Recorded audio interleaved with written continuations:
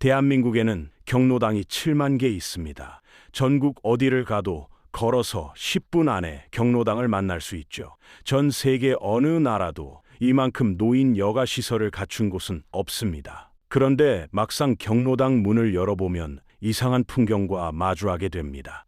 텅 비어 있거나 소수의 어르신들만 모여 계시죠. 서울 광진구의 한 아파트 경로당은 3년째 문이 잠겨 있습니다. 경기도 신축 아파트의 경로당은 6년간 단 한 번도 문을 열지 못했습니다. 시설은 멀쩡한데 사람이 없습니다. 전국적으로 봐도 마찬가지입니다. 노인 100명 중 겨우 26명만 경로당을 이용합니다. 도시는 더 심해서 10명도 안 됩니다. 7만 개 중 실제로 활발하게 운영되는 곳은 3분의 1도 안 되는 셈이죠. 왜 어르신들은 경로당에 가지 않을까요? 한 구독자의 댓글이 단서를 제공합니다. 엄마가 70대 초반에 경로당 갔다가 80대 할머니한테 젊은 년이 돈 벌 생각은 안 하고 여긴 왜 와 소리 듣고 다시는 안 가셨어요. 지금 경로당의 주류는 80대 이상입니다. 사회에서는 어르신 대접받는 70대도 경로당에서는 막내입니다. 물 떠오고 청소하고 커피 타는 건 젊은 노인들의 몫이 됩니다. 나이만 문제가 아닙니다. 대구의 한 경로당에서는 회장 선거 때 지역 출신별로 편이 갈렸습니다. 경상도 출신 회장이 당선되자 전라도 출신 회원 20명이 단체로 탈퇴했습니다. 어제까지 밥 먹던 식구가 하루아침에 남이 된 겁니다. 울산의 한 할머니는 이렇게 말씀하십니다. 아파트에 오래 산 사람들이 무리지어 경로당을 독차지해요. 혼자 들어갔다가 언제부터 살았냐 소리 듣고 나왔죠. 차라리 안 가는 게 속 편해요. 전국 평균 이용률 26.5%인데 울산은 14.6%입니다. 갈등이 심한 지역일수록 이용률이 낮습니다. 경로당은 사적 모임이 아닙니다. 국민 세금이 들어가는 공적 공간이죠. 경로당 한 곳당 연간 240만 원 정도가 지원됩니다.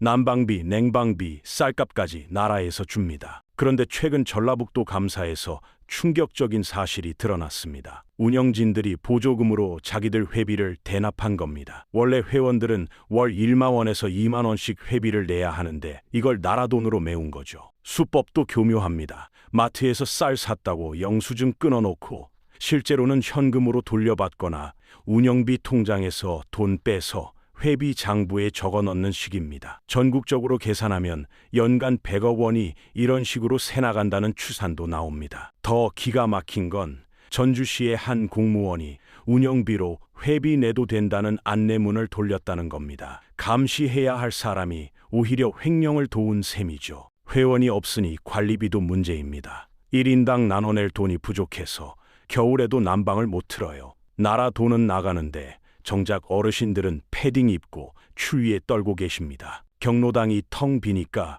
그 빈틈을 노리는 사람들이 나타났습니다. 양복 차려입은 젊은이가 홀로 앉아 계신 어르신께 다가갑니다. 어머니 적적하시죠? 제가 아들 노릇 해드릴게요. 말 한마디 살갑게 하고 손 잡아드리고 어깨 주물러 드립니다. 바쁜 자식들은 명절에나 올까 말까 한데 생전 처음 보는 젊은이가 엄마 하면서 따르니 얼마나 좋으시겠어요. 하지만 그들이 노리는 건 어르신 마음이 아니라 주머니 속 돈입니다. 이른바 떴다방입니다. 관광버스로 나들이 시켜주고 노래도 불러주고 춤도 춰줍니다. 그러고는 홍보관으로 데려가죠. 거기서 원가 몇만 원짜리 건강식품을 30만 원, 100만 원에 팝니다. 관절의 직방이에요. 치매 예방돼요. 제주도에서는 이런 수법으로 1,700명의 어르신을 속여 65억 원을 챙긴 일당이 적발됐습니다. 돈 없다는 어르신한테는 일단 가져가세요. 천천히 주셔도 돼요 하면서 할부 계약서를 쓰게 했습니다. 그리고 그 채권을 사채업자에게 팔아넘겼죠. 평생 빚 한 번 안 지고 산 80대 할머니가 하루아침에 사채업자 독촉 전화를 받는 겁니다. 피해자 중에는 기초생활수급자, 중증 장애인도 있었습니다. 보이스피싱도 마찬가지입니다. 피해자의 36%가 60대 이상이에요. 만약 경로당에 사람이 북적이고 정보가 돌았다면 김씨 그거 사기야 전화 끊어 하고 말해줄 친구가 있었을 겁니다. 하지만 고립된 노인들은 스마트폰 너머 목소리에 속수무책으로 당했습니다. 어쩌다 이 지경이 됐을까요? 시간을 50년 전으로 돌려보죠. 1970년대 대한민국은 미친 듯이 달렸습니다. 한강의 기적을 만든다고 젊은이들은 서울로 공단으로 떠났죠. 농촌엔 힘없는 노인들만 남았습니다. 도시로 간 자식들은 부모님 모실 형편이 안 됐어요. 단칸방에서 3대가 살 순 없었으니까요. 정부는 고육지책을 내놨습니다. 노인들이 모여 쉴 공간이라도 만들어주자. 마을회관 한 귀퉁이를 빌려서 경로당 간판을 달았습니다. 반응은 폭발적이었습니다. 춥고 배고픈 시절에 따뜻한 아랫목에서 친구들과 화투치고 국수 삶아 먹는 것만으로도 감지덕지했으니까요. 70년대에서 80년대를 거치며 경로당은 우후죽순 늘어났습니다. 지자체장들은 선거 때마다 경로당 짓는 걸 최대 치적으로 내세웠고요. 그런데 강산이 5번 바뀌는 동안 경로당만 그 자리에 멈춰 있었습니다. 건물 짓기는 열심히 했는데 그 안을 채울 콘텐츠는 50년 전 그대로입니다. 화투와 TV뿐이에요. 지금의 60대, 70대는 과거의 노인이 아닙니다. 대학 나오고 민주화 겪고 스마트폰으로 세상 보는 분들이에요. 이분들에게 늙은이 취급받으며 방바닥 긁으라고 하면 차라리 혼자 놀겠다고 하시죠. 이게 바로 신중년들이 경로당을 거부하는 진짜 이유입니다. 그럼 경로당 나온 어르신들은 다 어디 가셨을까요? 도심 속 도서관이 제2의 경로당이 됐습니다. 최근 몇 년 사이 50대 이상 도서관 이용률이 17%를 넘었어요. 사서분들 말씀 들어보면 아침 9시 문 열기 전부터 어르신들이 줄 서 계신답니다. 이유는 명확합니다. 첫째, 시원하고 따뜻하죠. 둘째, 눈치 주는 사람 없습니다. 셋째, 공짜입니다. 그리고 무엇보다 배울 게 있어요. 인문학 강좌, 영화 상영, 독서 모임. 여기서 어르신들은 뒷방 늙은이가 아니라 당당한 시민 대접을 받습니다. 또 다른 부류는 지하철 노마드입니다. 65세 이상 무료 승차권으로 하루 종일 지하철 타고 도는 분들이죠. 갈 곳은 없는데 집에만 있긴 싫어서 떠도는 슬픈 방랑자들입니다. 공원 벤치, 대형마트, 휴게실, 패스트푸드점, 구석자리.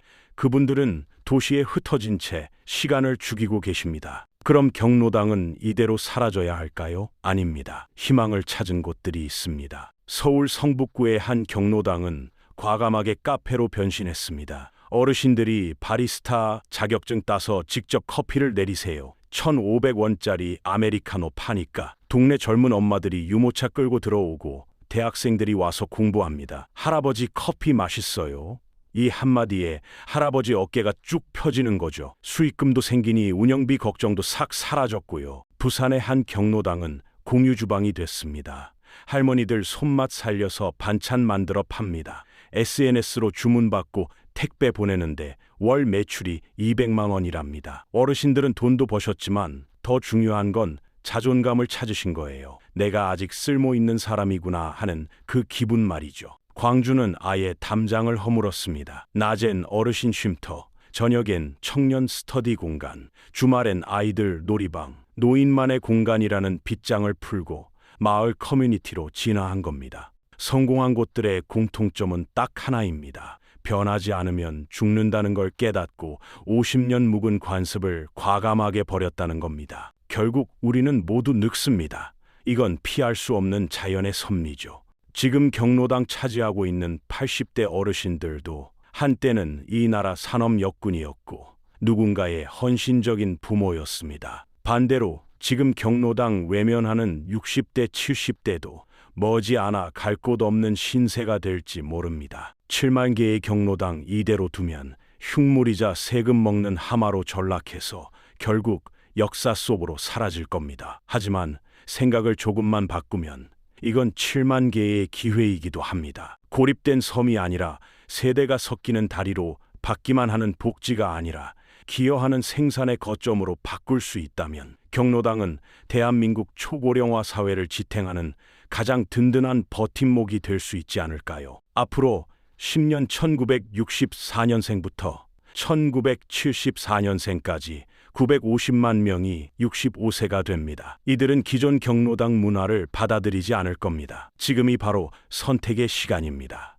변화할 것인가, 소멸할 것인가? 여러분의 동네 경로당은 지금 어떤 모습인가요? 혹시 오늘 퇴근길에 혹은 산책하시면서 한번 들여다보세요. 굳게 잠긴 자물쇠가 채워진 문인가요? 아니면 커피 향이 나고 아이들의 웃음소리가 들리는 열린 문인가요? 어쩌면 지금은 텅 비어 있을지도 모릅니다. 하지만 그 안에 여러분 부모님의 내일이 있고 머지않은 미래에 여러분 자신의 노년이 담길 공간이기도 합니다. 경로당의 변화는 거창한 정책에서 시작되는 게 아닙니다. 바로 여러분의 관심, 그 작은 시선 하나에서 시작됩니다. 오늘 이 영상을 보신 것처럼 말이죠. 이 이야기가 조금이라도 의미 있게 다가왔다면 구독 버튼과 좋아요로 함께 해주세요. 여러분의 관심이 모여 더 많은 사람들에게 이 문제가 알려지고 그게 곧 변화의 씨앗이 됩니다. 다음에도 우리 사회 깊숙한 곳의 이야기, 누군가는 꼭 해야 할 이야기를 가지고 찾아오겠습니다.